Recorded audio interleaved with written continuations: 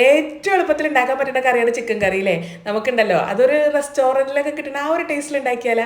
അപ്പോൾ അതിന് വേണ്ടി ആദ്യം തന്നെ ഒരു ചിക്കൻ വേണം. അതിൻ്റെ അകത്തേക്ക് ചേർക്കാൻ വേണ്ടിയിട്ടേ ഒരു മിക്സർ ജാറിലോട്ട് കുറച്ച് ഇഞ്ചി വെളുത്തുള്ളി പച്ചമുളക് കുറച്ച് വെള്ളമോടെ ചേർത്തിട്ട് നല്ല പേസ്റ്റ് പോലെ അടിച്ചിട്ട് അത് ഇട്ട് കൊടുക്കുക. പിന്നെ ഒരു 3 ടേബിൾ സ്പൂണോളം കാശ്മീരി ചില്ലി പൗഡർ, 1/2 ടീസ്പൂൺ മഞ്ഞൾപ്പൊടി, 1 ടീസ്പൂൺ പെരിഞ്ചീരകവും കുരുമുളകിൻ്റെ കൂടെ പൊടിയാണ് കേട്ടോ.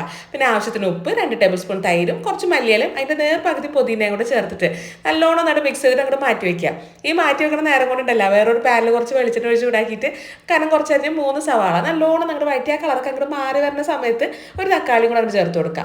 അതിൻ്റെ പുറകെ തന്നെ ഉണ്ടല്ലോ ഒരു 1.25 ടീസ്പൂൺ തുടങ്ങി 2 ടീസ്പൂൺ വരെ മല്ലിപ്പൊടിയോടെ ചേർത്തിട്ട് നല്ലോണം മിക്സ് ചെയ്ത് അങ്ങോട്ട് അടച്ചു വെക്കുക.